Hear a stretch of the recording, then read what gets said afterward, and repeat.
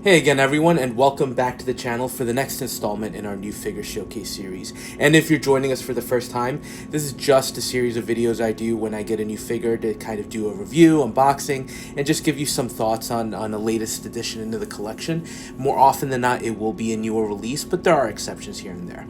But for today's installment, we're going to be taking a look at this Star Wars Legends line that Hot Toys has now, and we're going to look at the Darth Revan figure.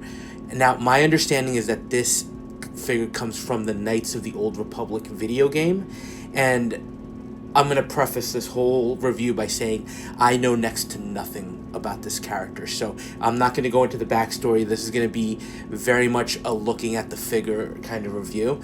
I'm actually going to be weaning myself off of Star Wars a little bit, just with the amount of releases that we've got coming our way and great pre-orders that are dropping at this point in time. But I did get this as a gift for the holidays, so it was a figure that I thought looked visually very appealing, very stunning, but just I had no connection to the character itself. But having it in hand, you know, I'm happy that I got an opportunity to get this figure in the collection, and I think it'll go well with the other Star Wars characters I do have. So look, let's take a look at what Hot Toys is giving us off the bat. And you're not getting much, right? You're getting the standard, actually a smaller number of hands. You're getting the accessories required to connect all the cables for the light up lightsabers. You're getting a standard display stand, and then you are getting the two different lightsabers that he has, one with the red blade and one with the purple blade, which to me immediately recalls Mace Windu,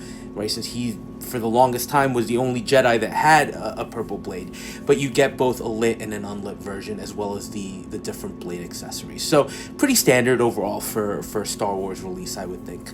Now, jumping into the hands themselves, again, you're not getting much. You're getting two pre-posed hands, basically to hold the lightsabers in place, and then some force power effect pre-posed hands. They're done really well. They're black gloves with this kind of brass rusted metallic armor on the back of the hand. The detail is done very nicely. The paint apps are great. There's a texture on the gloves as well that just really does stand out, but they're very standard. They're very much what you would expect and what you would need to display the figure. Now, let's take a look at the lightsabers, and we'll start with the red lightsaber. Again, I'm sure as many times with Star Wars, there's a history behind these, but here you're getting the standard blades, basically the lit blade and then the effect dynamic blade to kind of show the motion through the air.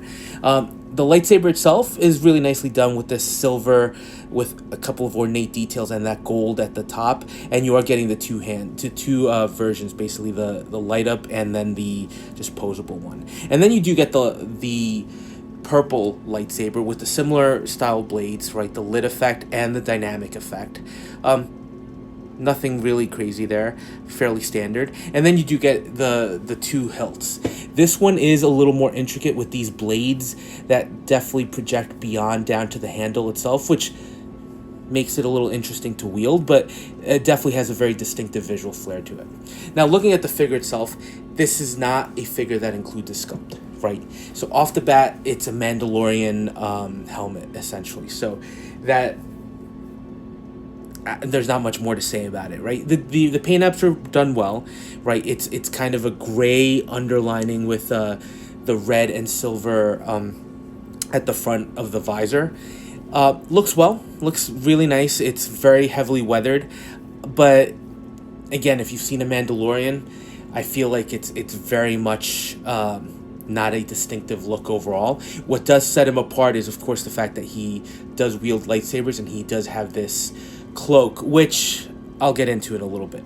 But look, overall, I do have to admit the figure visually is actually pretty stunning and pretty striking, right? The cloak itself, it looks great. It's frayed at the bottom and does include kind of some torn elements to it to give it that effect of age and that feel of something that's been heavily used. And then the armor itself, it almost seems more like a medieval style armor, almost like a samurai's armor, with the brass chest plates and the wrap around his waist, as well as the gauntlets on his forearms, leading all the way down to this very ornate red sash that he has that also includes clips, metallic clips along the edge of the belt, which I'm imagining are to hold the lightsabers in place.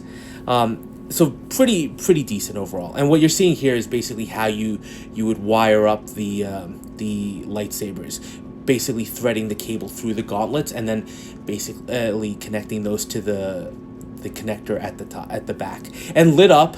I do have to be honest, I do think the lightsabers, I know that they're not CFLs, which seem to be very popular when it comes to Star Wars, but I think they actually look pretty decent.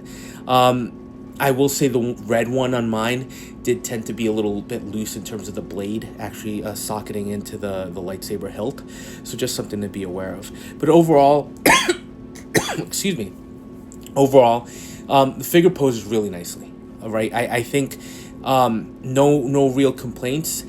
Even though he does have this intricate looking armor, he is a very basic figure, right? There's not much more to him other than the fact that he does have the dual lightsabers, but even lacking in the sculpt department a little bit.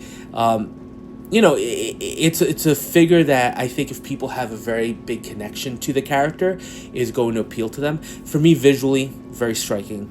I just don't have that in-depth knowledge and that connection to him. Now, as far as negatives with this figure, the one thing I had an issue with were the ankles on mine.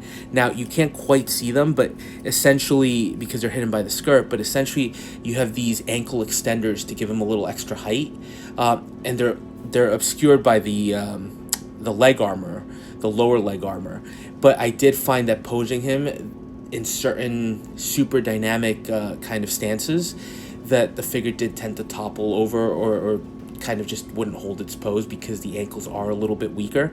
The other thing, and I'm sure you've seen it throughout the video, and I'm sure a lot of people are going to have to complain about it too, the hood. I love the way he looks with the hood, and I think that's the key way to display this character. You could display him with the helmet, but the hood, I think, definitely sells him in large part. But wiring that and getting the hood to sit naturally on the helmet is a challenge, and that's a challenge. That's my own challenge. I think some people could do an amazing job with those if you look at videos throughout the internet, right? And even the Hot Toys posers. But for me, that was challenging. It doesn't detract from the figure, but it just, if it's not done properly, I feel like the figure doesn't look as good as it could. So overall, look, was it a figure that I would have purchased for myself? Probably not, again, because I don't have the connection. Having gotten it as a gift and not paid for it, right, it definitely elevates the level of my appeal, or how much the character does appeal to me, and having this figure does appeal to me. It is a great, stunning looking figure, and it will fit in well with the Star Wars collection I have. So that's pretty much it. It's a very, very solid figure overall. I think that would be my inclination to say. And I think visually, there is an appeal to it, right? There's definitely something striking about him overall. But those are just my thoughts. Let me know yours. And as always, thanks for watching, and we'll touch base on the next video.